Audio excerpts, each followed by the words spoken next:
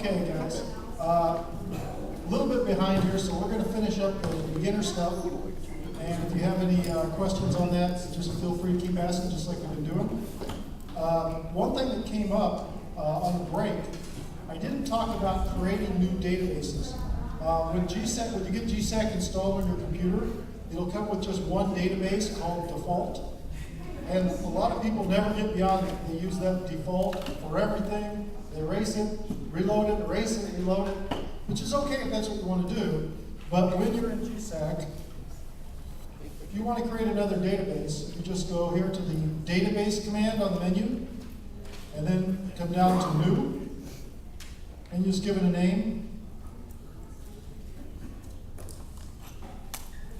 Go. And that's it. And you now have a new database. So if you want to have one database for your caches up by your cabin up north, one for caches in Florida, one for around Milwaukee, one for Madison, go nuts. You can create as many as you want, there's no limit. All right, switching back. Where's it at?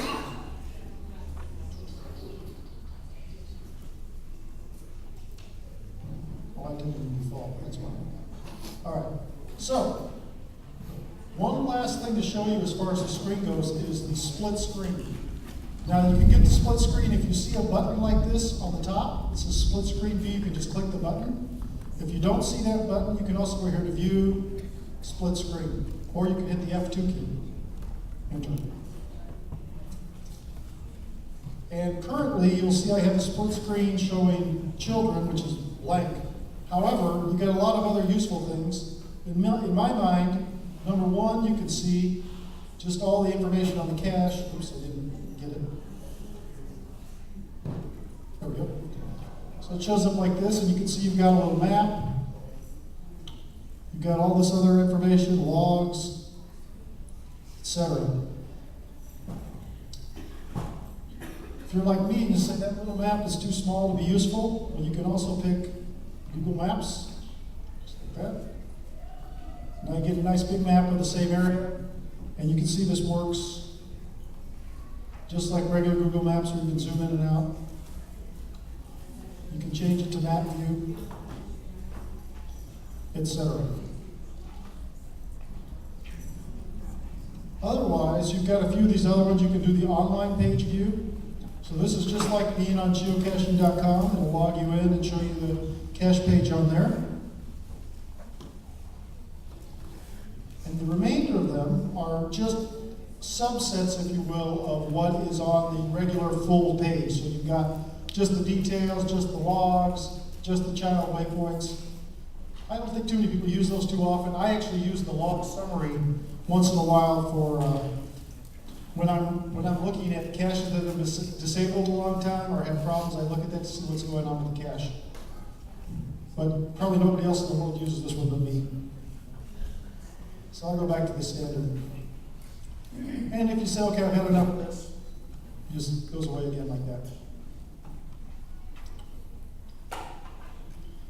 So what we haven't done yet is load to your GPS. Now this is actually easy and hard at the same time, as Dave found out. There's kind of two steps. One step you do the first time, and after that you don't need to do it again. And you have to tell it what GPS you have. And you go right here to this GPS menu and set up. You see, this is not very complicated, at least for most GPSs. I have my GPS set up here. Let's say that instead I had a Garmin E-Trex. I'll just change it. And I come down here to E-Trex, basic yellow. Actually, I have one of those. And this one tells you that you want to, which COM port are you using? If anybody had one of the old GPSs, that's a serial port GPS. And so you have to specify which COM port on the computer you want. If you don't know what I'm talking about, don't get an old yellow E-Trex. Because you have to know. And you can also, on this particular one, uncheck which symbols are available, which is kind of strange because I think they actually are all available, but for some reason or other they give you that option here. But me, I want to have the GPS that I actually have, so I'll put it back to this. And that's it.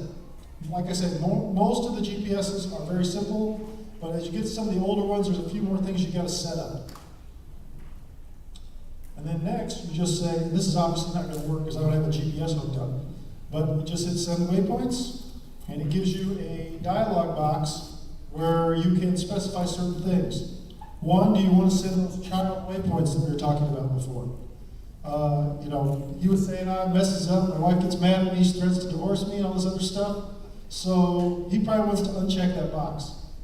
You can send only child waypoints. I know of nobody that would ever use that functionality, but if you want it, again. And this stuff here is probably a bit beyond this, but since we're here, you can customize what the waypoint code is and what the title of the cache is.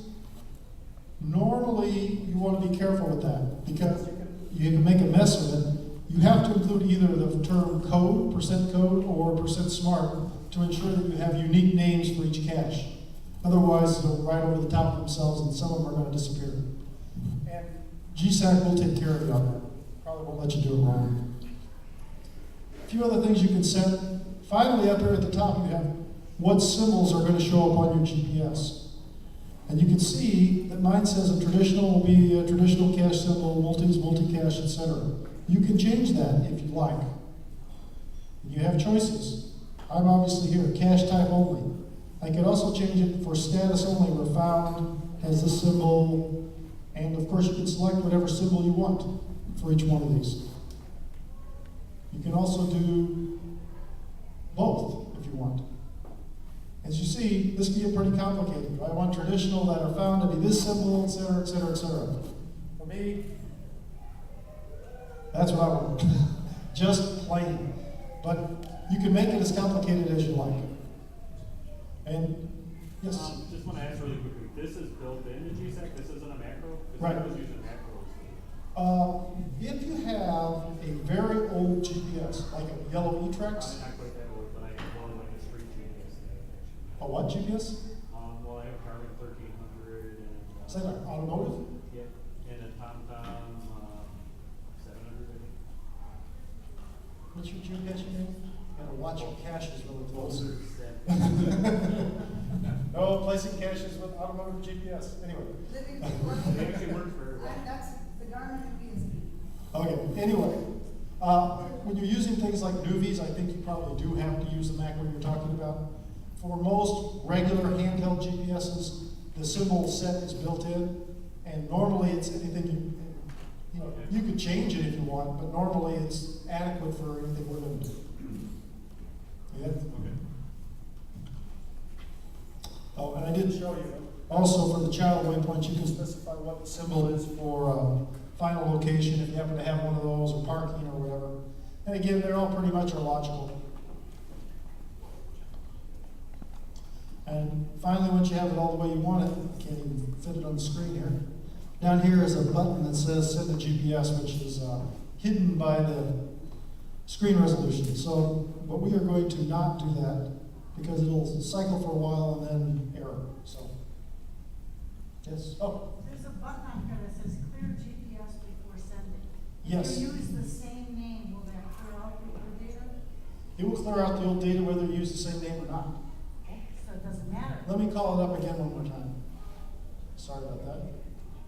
You're talking about this button, delete all geocaches and waypoints before send? It says just, or it says something else. Oh, it depends on what GPS you have. It's clear GPS before sending. What GPS do you have? Garmin, but I think, Oregon. Oh, yeah, Oregon.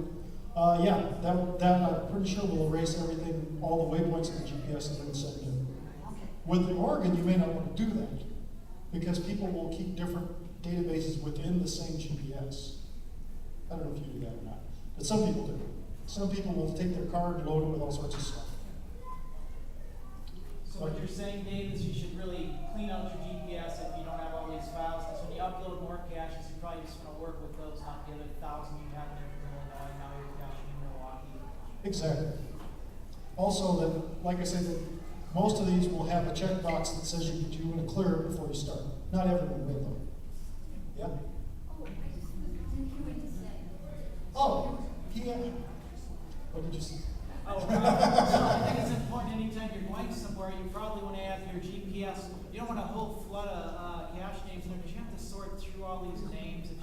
So it's good to clean your GPS up before you put a fresh file in there. If you're going to go to Appleton and cache for that day, you should probably clean your GPS off. Or like you said, check that box. And when it uploads, it'll automatically clean that GPS out and then put the new stuff in there because you don't need a bunch of stuff in there.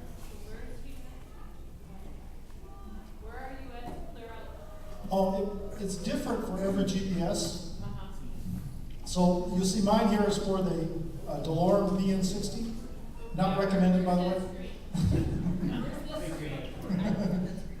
Can you see sure where that's window came from, Dave, off the top menu? Sure. Basically, it's just GPS, send waypoints. Okay. When we do that, our screen looks totally different. Is that because it's a different GPS? Different GPS. What GPS do you have?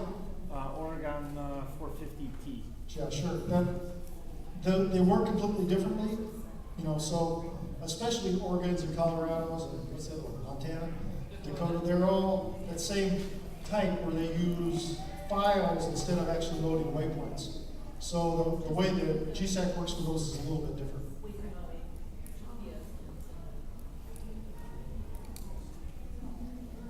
Okay. Any other questions on loading?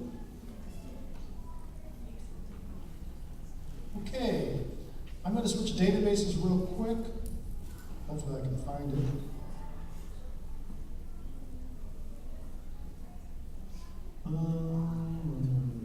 Show them how to create new database names, didn't you, Dave? Yeah. All right, well, I will play with this one, and I'm just going to do something a little bit fancy here. I actually found this second cache on here today. So let's do clear all user flags. And I'm going to check these two. And then I'm going to filter by user flag. I picked. So now I have these two caches. Let's say I want to log these caches on geocaching.com. Well, this is actually pretty easy. What you do is you come here, geocaching.com access, publish logs. I'm going to clear all these.